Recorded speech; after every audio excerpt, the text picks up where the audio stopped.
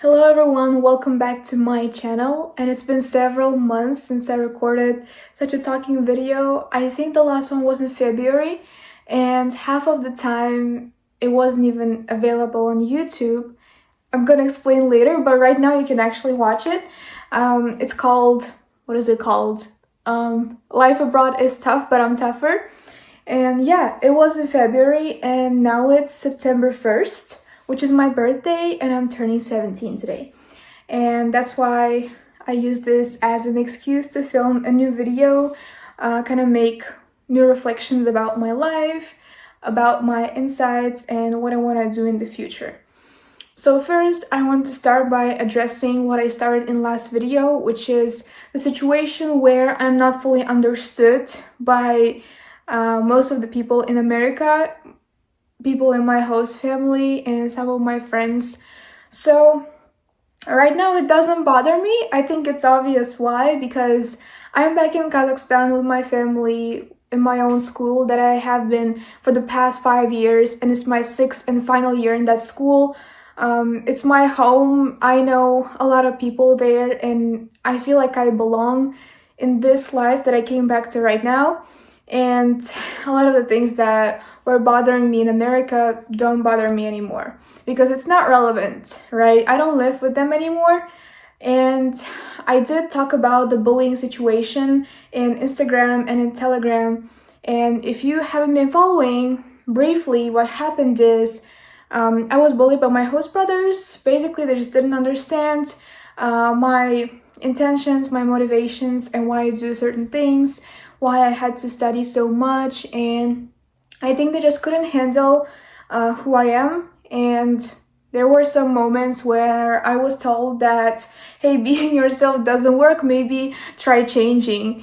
And I tried, I felt miserable, and I decided not to change. And that actually took a toll on my mental health because a lot of people around me didn't want me to be myself. Like, they were expecting certain things from me that were so far from my self-identity that I literally couldn't do it, right? I couldn't abandon my passions. I couldn't stop being competitive or nerdy or whatever they called me. So yeah, I was called weird for filming content, and that's why I kind of slowed down on that, but I still continued making content for you as much as I could, as much as I had time for. And now I have the full freedom to do whatever I want, to study how much ever I want, with no fear of being judged and being reported to somewhere, because right now nobody controls what I say or what I do, how I spend my time, and I'm very grateful for that freedom. I think that's the first thing I learned, is that flex doesn't sometimes takes away a lot of your freedoms as a person, especially if you are an ambitious teenager who wants to do a lot, who wants to take steps right now in your early years and build your life right now. If you have a vision of where you're going, what do you want to do, and if you already have projects of your own, then it's going to be hard for you, as it was for me, because your host family might not understand you, and your school might not give you enough freedom to do stuff like that. But I think I adapted to that situation pretty well because I took advantage of all the clubs there that interested me. So I went to speech and debate. I worked my way up to the state finals. So I went to the Virginia High School League speech and debate state competition. I mean, I didn't get any places, but even being there was a huge achievement. It was only 1,000 high school students from all over Virginia. So that was a very memorable experience. And then I went to the finals of our quiz bowl. It was called MAC. That's where we basically have like 5 people on the team, and we're asked questions on our subject. And I was in the science team, which basically means like physics, biology, chemistry, and all that stuff. So yeah, we went to the finals as well. And third thing that I did was the MIT CubeSat building competition. So in October, I gathered a team from students in my American high school, and we applied to this competition that MIT Beaverworks Studio was organizing, and we got into the competition. We got the building kit. Unfortunately, we didn't progress any further, but I did bring all the equipment, all the tools, and I am continuing to build a passion project of my own that I always dreamed of, and I'm definitely learning a lot from it. I like project management skills, engineering skills, and just the experience of building something from scratch. You know, that it's one of my passions, just like science, just like speech. Engineering is also my newest passion. So, yeah, that's, I think, one part of what I wanted to say, summarize from my exchange year. Second one is, let me think. Second thing is that during my exchange year, I didn't really have the time or energy for all the college application things. Like, I did take the SAT one time in America, but I didn't have much of an improvement in my score, and I couldn't study for my Korean exams, and most of the things I just couldn't do there because every minute that I spent on my laptop was controlled. Not controlled, I mean, my host family didn't say that I can't do it, but if I did it, it was a problem. So, yeah, now obviously I could do whatever I wanted throughout this whole summer. So, I spent half of my summer learning Korean. As you might know, or maybe you don't know, I started learning Korean back in grade 5 when I was 10 years old. And since then, I've been learning Korean, but I did take a pause from my exchange year, and I think I made some backward progress. But despite that, I got a B2, so it's fourth level out of 6 in my Korean exam. Since this summer was super busy, I didn't have much time for self-reflection, but here I am today on my 17th birthday, trying to do this. I already summarized what happened for the past 7 months, the main moments from my work life, my content creation, and my hobbies. Some stuff happened in my personal life as well. I mean, I'm filming these videos in part to process my emotions and maybe share something from my experience that might help you as well. And one thing that happened this summer is I'm not talking to a person that was very dear to me anymore. We lost contact very abruptly. Basically, you know, I was betrayed, I think, from my viewpoint. I was given false hope and just some plans that were never going to become true. I was lied to, I was given false hope, and I put too much expectation on this person, and I mean, turned out I wasn't playing any important role in this person's life, so I had to leave without saying proper goodbye, because the way he cut me off was very, very unpleasant and to some extent disrespectful. And I don't tolerate disrespect in my life, so in my block list he went. But yeah, I mean, he's in a different country now. There is no way I'm going to bump into him. So yeah, I don't have any desire to follow this person's social media, to know what he's up to, where he is. All I know is that he got into a university in a different country, and I wish him all the best, you know? I don't hold any resentment in my heart. I am not mad at him or anything like that. No, honestly, I am very grateful for this person because through him I met many amazing friends that I still talk to, and also my network expanded because of him. Through him, I met so many partners for my projects and people who helped me with a lot of things and brought me a lot of followers. I mean, some of you might know me from a different influencer, and the chances are I met that influencer, I know that influencer because of this person.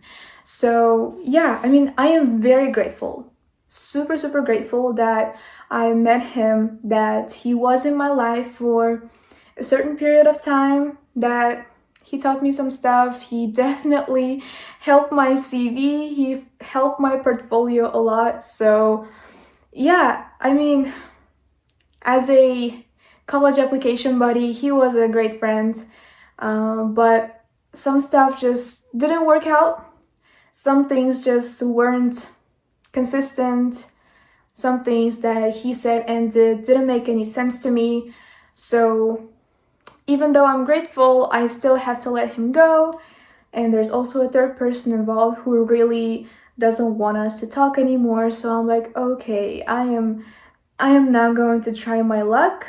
If any of you who have something to do with the situation, please, I'm just telling you that I don't care as much anymore. As I said, I'm very grateful. I don't have any resentment. Yeah, it's something to move on from, definitely. And there's a lot that I learned from this experience, from meeting this person. As the wizard Liz said in one of her videos, some people are meant to be in our lives forever, right? There is a soul contract. She called it soul contract. There is a role of this person in your life.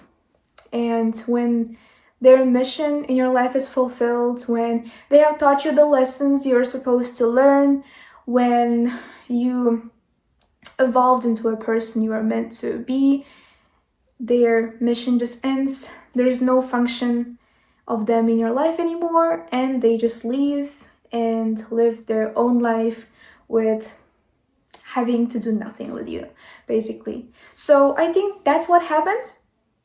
Even though I had different hopes, I had different plans and expectations, not everything works out in our favor. So I would just say, I trust God, I trust universe, and whatever is meant to be will find its way to me, and there is no doubt in that. As you might have noticed, I am wearing a brand new watch today. This is gifted to me from my family this morning, the morning of my birthday, and I'm very grateful. It's a beautiful watch. It's rose gold. It has diamonds, 12 diamonds on it. It's really beautiful, and it has a big, I don't know what it's called, but this circle, it's huge. Exactly how I want it, by the way. And the reason why I really wanted a wristwatch for so long is that I sometimes need a reminder that my time is valuable. It's really valuable. I think I come to this stage of my life where I don't need to chase every opportunity anymore. Not all people have something to benefit me, and sometimes I really have to choose whether or not to invest my time and energy and money into a person or not, or into a project, an opportunity, like whatever it is. I think I reached that stage where I have to choose and pick and choose what benefits me the most, or what brings me the happiness the most, or what can allow me to influence the world in a better way. So these are the priorities I have in my life right now. So first of all, health. I got a gym membership for this summer, and as you may have noticed, I lost a lot of weight since I came from America. No cap, I lost 5 kilograms since May, because when I came to Kazakhstan, I stepped on the scales. I was like 59 kilograms, and you might have seen my face. Like, I was kind of chubby, and I think half of that was not even fat, it was just inflammation from all the processed food I ate in America. So I went to the gym, I worked out consistently, I was on a diet. I tried to eat as less sugar as possible and also cut carbs. So yeah, this is the result. I'm reaching 53 kilograms right now, and I'm very proud of that achievement, because while I was navigating all of the academic and career stuff, I still managed to find time for my own health, for my own physical appearance, and also mental health. And I'm very happy of where I am right now, health-wise. Second thing, obviously, academics, because I'm stepping into my senior year, and I mean, it's a very important year. I would say the most important year that will have a big influence on my career, on my life in general, because the people I will meet, the opportunities I will have, just the life that I will live for the next 4 or 5 years literally depend on where I go to college, right? And I'm not from a super wealthy family, so I do need scholarships or financial aid. And to get that, I need to be super competitive compared to the pool of applicants this year. And yeah, it requires a lot of effort. And even though I've done a lot, I think, throughout high school, throughout the first 3 years, there is still time until the RD deadlines, until January. And there are a couple projects that I'm working on right now. And I really want for these projects to go into my portfolio, to maybe make it to my honors list, or do anything to benefit my application, honestly. I'm also taking my SATs again. I took the August SAT and the results are coming out in 4 days. Honestly, I don't even know what to predict. I am sure that I got at least a 1500, but I don't know if it's more than that. Honestly, I want a 1550 minimum. That's why I'm taking the September again. I want anything higher than 1550 on the SAT, because there are certain colleges that kind of require, even though they say they don't require that score, we all know, looking at statistics, that you need that score. So yeah, SATs, big part of my life right now. I'm studying for it almost every day. I've spent my entire summer studying, and I've definitely made huge progress, but there are still some things I need to work on to reach that goal of mine. So yeah, and also, I haven't been really studying in 11th grade. I did have assignments from my school from Kazakhstan. Hold on, my bracelet, it's stuck to my dress. Oh no. Yeah, never mind. Anyways, what I was talking about is, GPA. I do have a perfect GPA right now. I did do my assignments, but obviously I didn't have enough time to sit down and practice the math, the physics, the computer science the way I needed to. It was definitely a lot less work than I would have done here in NIS. Like, if we do this much work in school, I did like this much work. Even though I understood the topics, I don't think I fully absorbed it, and I probably need to study extra hard to maintain that GPA and to get A's and A stars in my final exams. So this is gonna be a long year of studying hard, and maybe taking extra lessons, especially for math. Math, I think, is gonna be problematic, but we're gonna make it. Honestly, looking back, I think that's one thing I regret. And I was told completely the opposite thing. So when I was studying at the beginning for my NAS assignments, I actually wanted to grasp the concepts. I wanted to understand when we were doing integration, this and that. I actually wanted to put in the effort to learn it, even though I would lock myself in the house and not go out with friends or anything. I really wanted to do that, and I did it. And my host family wasn't really happy about it, right? So yeah, here I am. I don't understand the entire year of math, and I have to catch up. So they said to me, oh, you're gonna regret not spending time with us, you're gonna regret studying so much. And I was always picked on for doing that. And I believed them. I thought that they want the best exchange year experience for me, and maybe they did, but they didn't understand that I have different priorities in life and that I am in a different situation compared to most people of my age. So, yeah, I really wish I studied more when I was in America. It sounds contradictory to everything I've been told there, but it's true. I don't I don't regret studying there at all.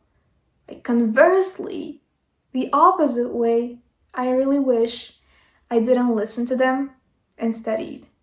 Maybe that would have led to me changing host families, but then okay, be it, you know?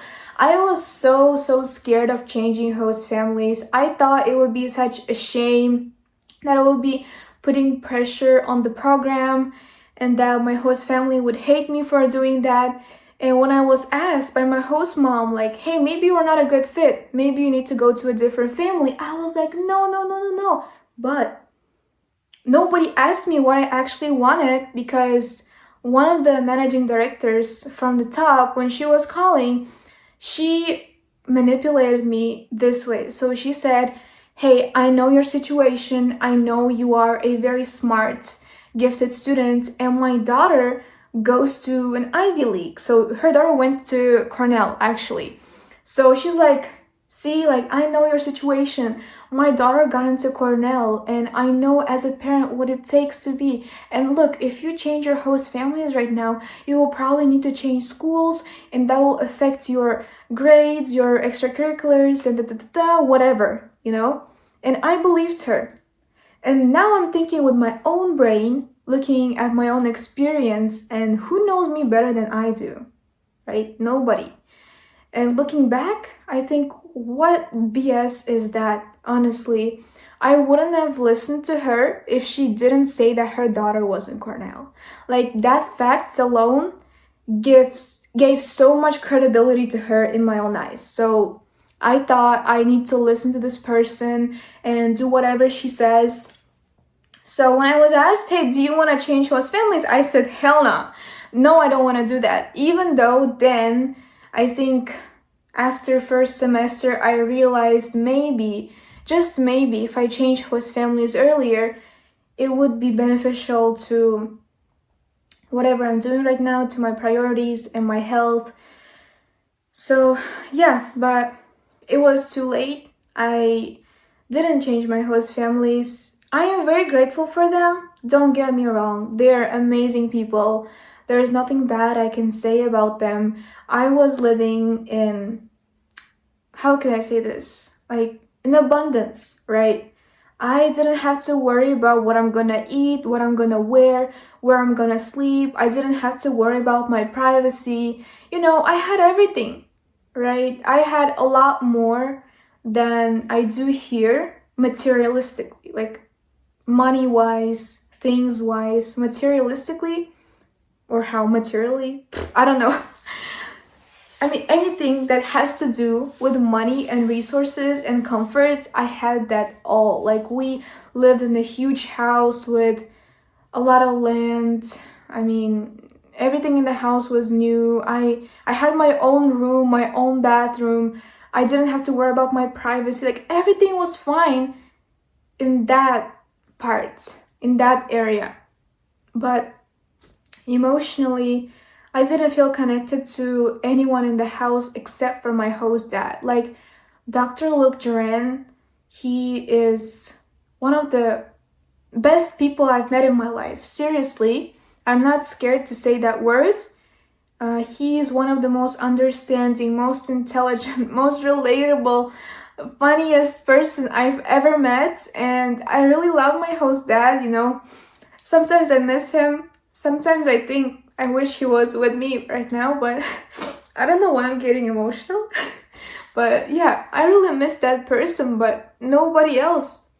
Especially now my host brothers, because I was really bullied. And it's not just the words, not just jokes. Sometimes these jokes went too far, and when I said stop, no, they never listened.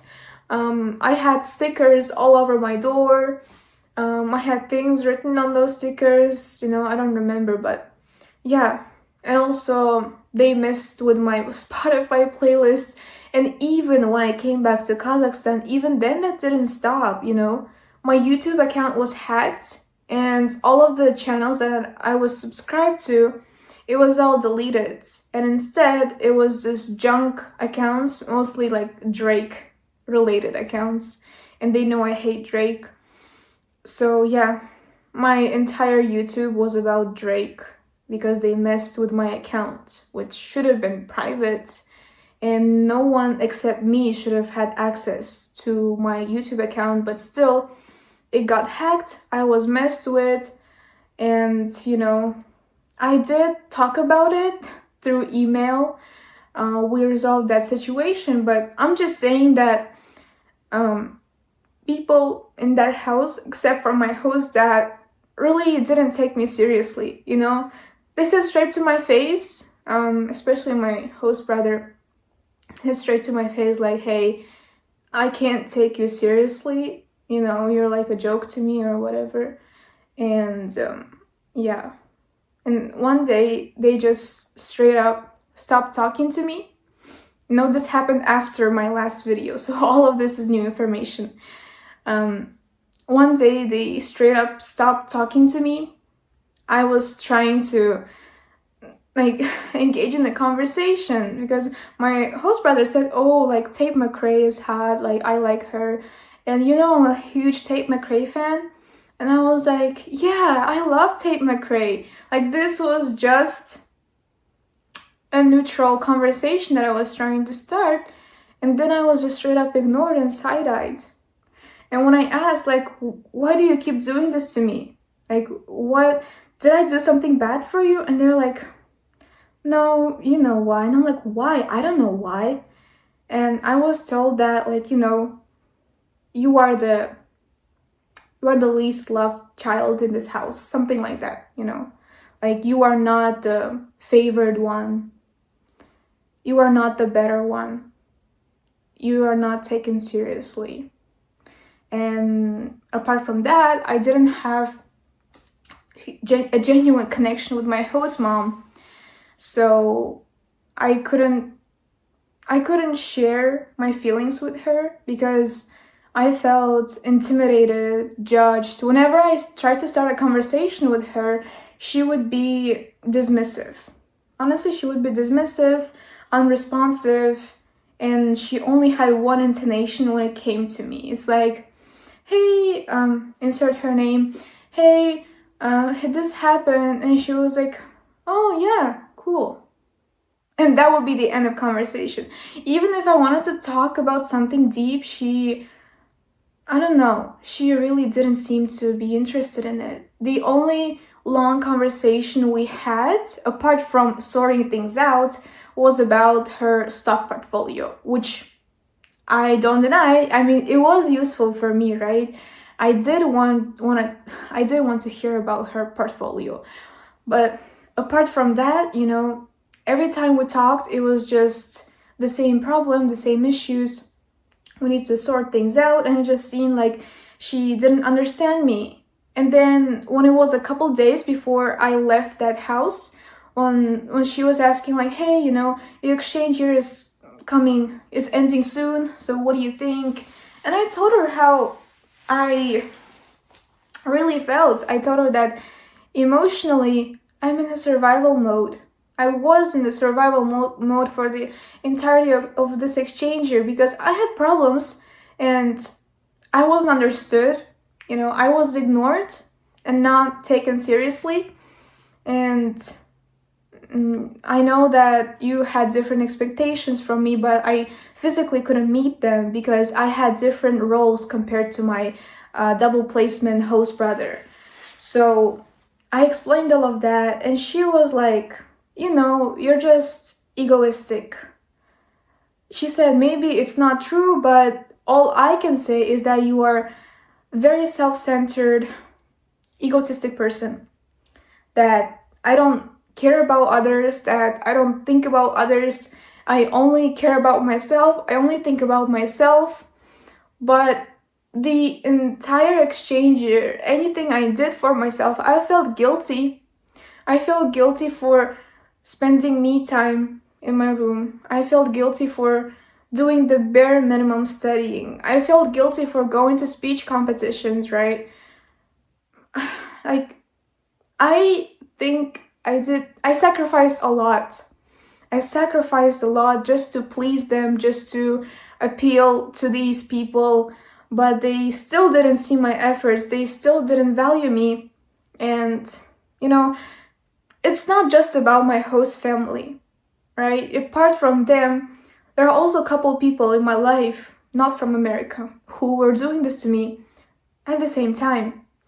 And when you have a lot of people, most of the people around you, seeing you in this way, you think, okay, maybe I'm the problem, right? But when I came home, when I was surrounded by the people I love and the people who have known me for years, who know me for who I am, and when I caught a new connection with my followers, I talked to many people, and they said the completely opposite thing. They said that I was doing actually the right thing by prioritizing myself because, looking at my goals, there are certain steps, certain actions that need to be taken, and I did the right thing, and I shouldn't feel guilty for not appealing to those Americans who don't understand how it is being an ambitious teenager from a random country where college is not, guaranteed, like a real college, not, you know what I mean, right? My future isn't as secure as those Americans. They just don't understand the challenges, the hardships we face. And I know that my audience, young people who know English or who are learning English in this college application admission space, you know what I'm talking about. You know that we have to work 10 times more than an average American to get into the same college. And we don't have access to federal aid. We have to fight extra hard in the international applicant pool just to get in. I'm not even talking about scholarships. That's a totally different thing, a total new level of excellence that we need to strive for. No, these people just don't understand these things, and I don't know. I try to explain, but no. Some people just don't have compassion for certain things in life, and there's nothing you can do about it. There is nothing you can do to please people 100%. You can't please people. If they don't like you, they don't like you, right? If you really have a genuine connection, then that's cool. But changing yourself just to be liked by random people, just to gain that social status or their help or whatever, I would never do that. Because the main thing I learned from my exchange year is that my freedom is my biggest wealth. Because I didn't have the freedom I used to have and have right now. So that those 10 months of my life, I had the least freedom I've ever had. So that was all because I was trying to please, to appeal to my host family, to some people from the program, just to be a good student and not make any trouble. But yeah, I was misunderstood. We didn't align, and here I am. I'm very happy that I don't have to do that anymore, and I value this freedom like never before. The creative freedom to say, to do whatever I want without fearing whatever, without having the anxiety that now if I go downstairs, they're going to say, hey, we need to talk, and then I'm going to be kicked out of the house. I am so grateful to live without that fear.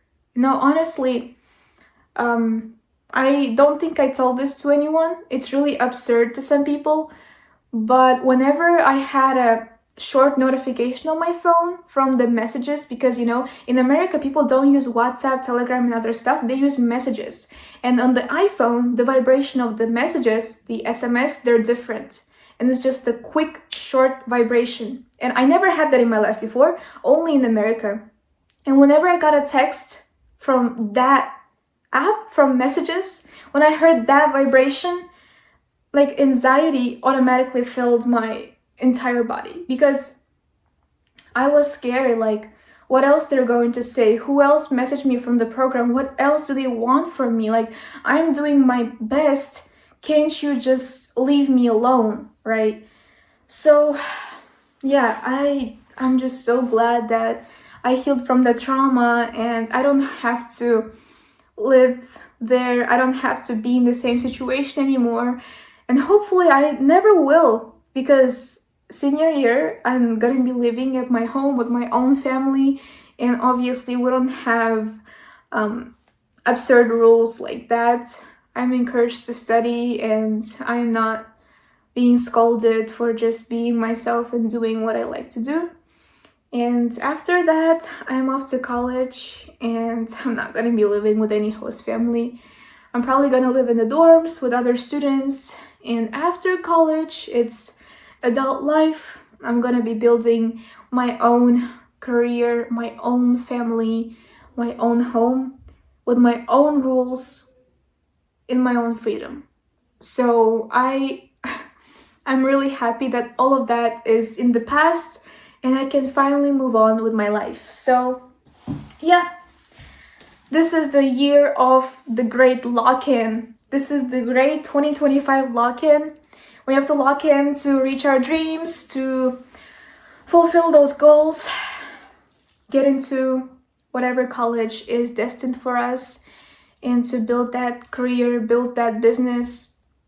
I have plans A, B, C, D, E, F, G up until plan Z. Obviously, plan A is the most favorable one, but I am a true believer in destiny, and whatever is best is going to happen in my life. So all I can do right now is do my best on all of my tests, write a good essay, follow the deadlines, give it my best. Yeah.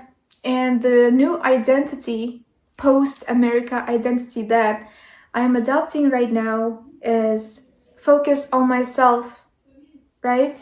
Because no one else, nothing else is going to be with me forever. And also nobody else is going to understand me like I understand myself. So that's number one. My goals, my priorities, my vision is the main thing, right? Focus on myself. Because I've spent a lot, huge amounts of time, energy, and even money on people who just didn't value it, who didn't see it the way I saw it. So all of that care and love and all the positive things that I gave, I mostly was given negativity or ignore, like ignorance, not seeing me, just ignoring me at all. So yeah, I'm not doing this anymore. I am only investing my time and energy into people who actually deserve it, who have been there with me at my lowest, and who think align with me in my goals, in my values, and who I see in my life in the future, be it friends or colleagues or a potential partner or whoever, right? There are many roles that people can take in our lives, and if I can see them somewhere down the line in 10, 20 years, then yes, you are going to be my friend.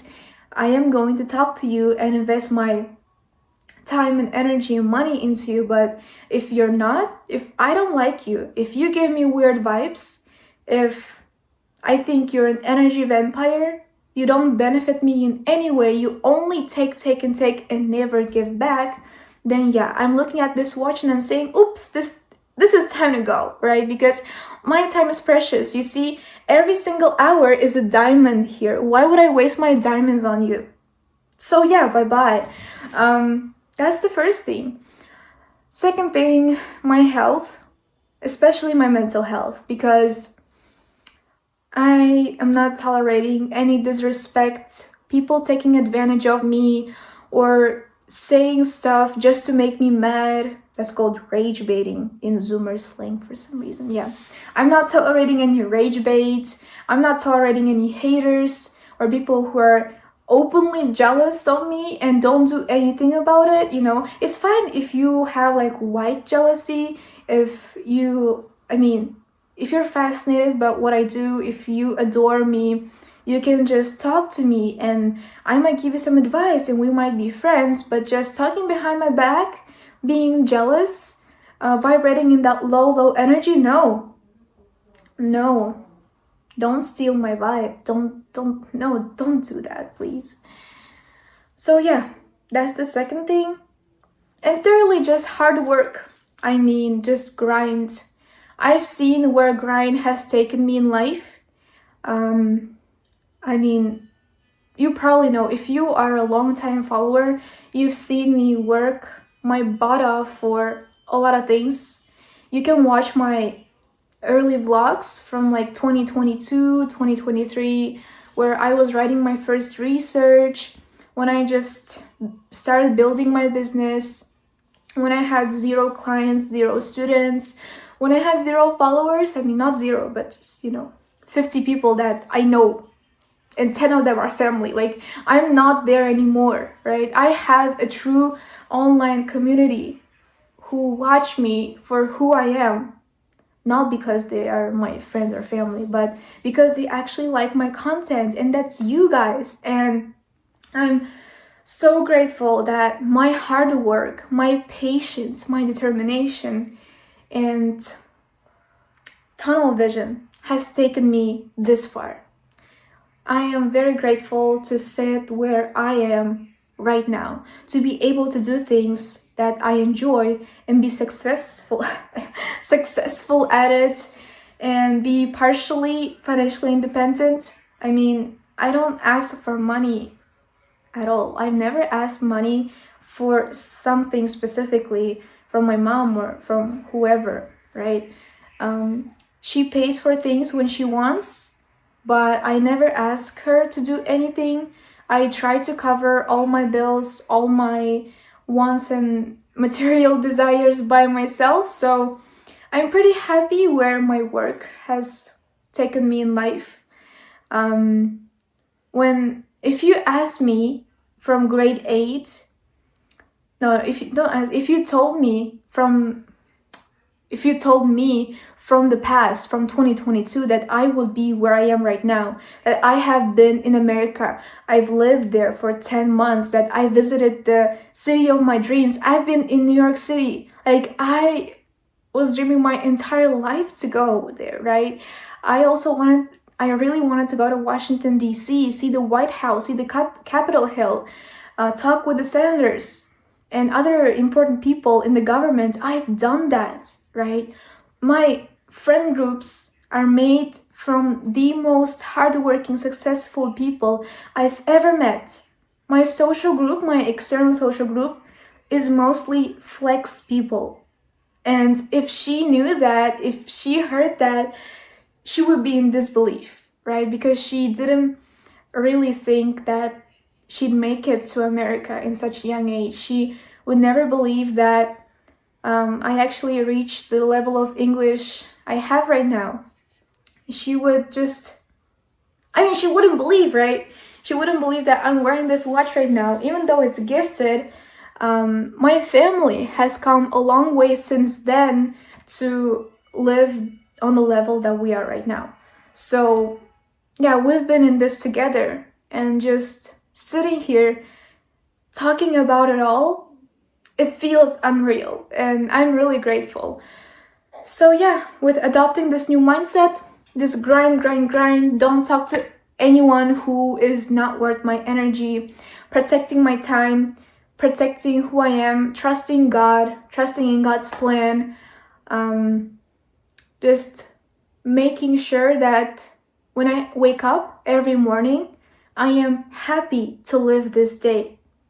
I am grateful to wake up, to be able to do these things, right? Even those hardships of college admissions, it's a huge privilege.